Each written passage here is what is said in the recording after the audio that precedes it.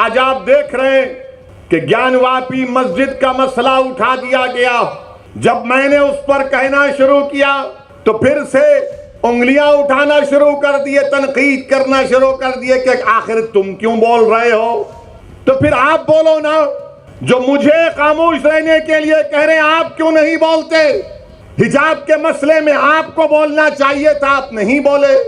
हलाल गोश्त का मसला आपको बोलना था, आप नहीं बोले।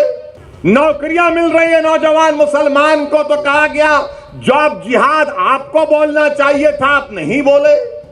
अब मस्जिद का मसला आया तो हम जब दलाइल के साथ मस्जिद की बात करते हैं तो कहते हैं तुम क्यों बोल रहे हो।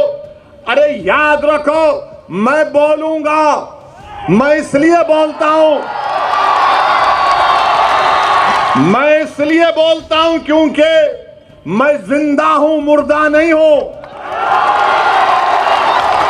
मैं इसलिए बोलता हूं कि मेरे ज़मीर को मैंने अभी बेचा नहीं है, ना कभी बेचूंगा इंशाअल्लाह ताला।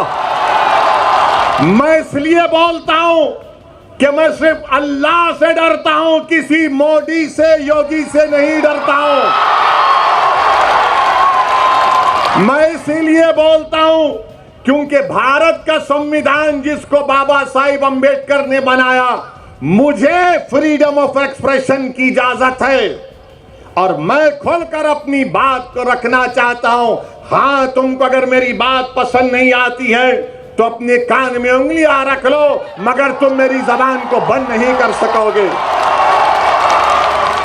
तो याद रखिए, अगर आज आप ये सोच कर आए कि हम इसका भाषण सुनेंगे तो मैं आपसे अपील कर रहा हूं कि मैं कोई खव्वाल नहीं हूं, कोई गाने वाला नहीं हूं कि आप मेरी आवाज को सुनकर वाह वाह हासिल करने में नहीं आया हूं।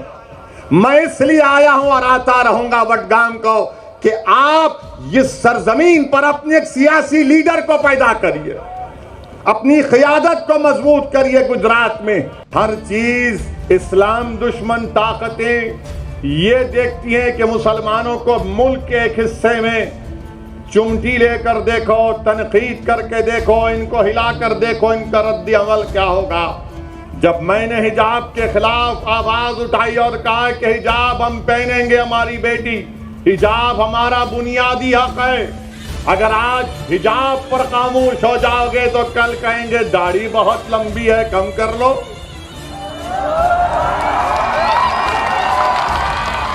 हमारी दाढ़ी पर बोलेंगे, उनकी दाढ़ी पर नहीं बोलेंगे।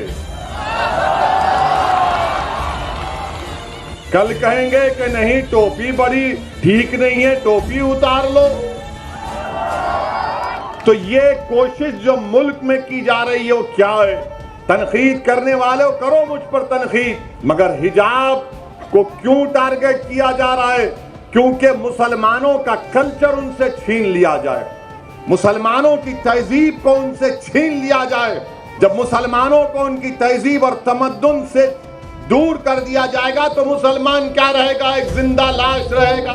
इसीलिए मैं आपसे कह रहा हूं कि आपको अपनी एक सियासी ताकत और अपनी आवाज को बनाना है। मैं आपको खुलकर कह रहा हूं, याद रखो मेरी इस बात को आप, कि हम हुकूमत को नहीं बदल सकते, मगर हम अपने वोट से हमारे दलित भाइयों को और हमारे सेकुलर रखने वाले हिंदू भाइयों को साथ लेकर अपनी पार्टी के नुमाइंदों को कामयाब करके गुजरात की विधानसभा भिजा सकते हैं, ताकि वो गुजरात की विधानसभा में खड़े होकर आपके इंसाफ का मुतालबा कर सके, आपकी आवाज बन सके, आपके तालीम के मसलों को उठा सके, आपकी जिंदगी और मौत और हयात के फैसले जहां पर हो रहे वहां पर आपकी आवाज को रख सके।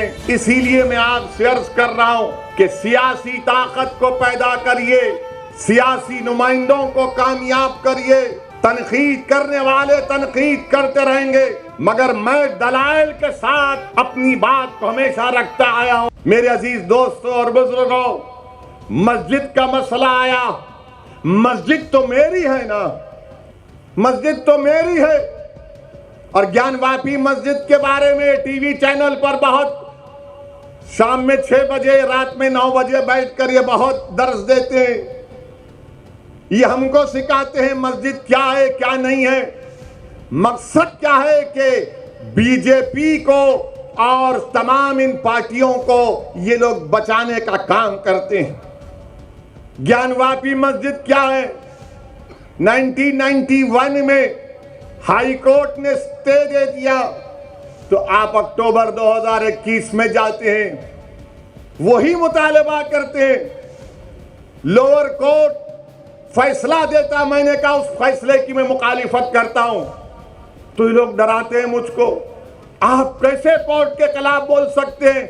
बोल सकते हैं कोर्ट के खिलाफ, इज्जत से इख्तलाफ कर सकते हैं। भारत है, कोई नॉर्थ कोरिया का सरबरा यहां का प्रधानमंत्री नहीं है। हम बोले, टीवी चैनल वाले आकर हमसे पूछे, तुमने कहा कि 91 में पार्लियामेंट ने कानून बनाया जिसमें कहा गया कि 15 अगस्त 47 को जो मस्जिद और मंदिर थी वो वही मौक़िफ़ उसका रहेगा। अब आकर ये बोलते नहीं, सर्वे हुआ, वीडियोग्राफी हुई, तो आपको क्या तकलीफ है? हमको तकलीफ इस बात की है कि भारत के संविधान को कमजोर किया जा रहा है, सुप्रीम कोर्ट के फैसले को नजरअंदाज कर दिया जा रहा है। और अहमकों जो मुझसे सवाल कर रहे, वो 91 का सेक्शन 4 सब सेक्शन 2 पढ़ लो। सेक्शन 4 सब सेक्शन 2 साफ तौर से कहता है कि जो 15 अगस्त 47 को था वही रहेगा।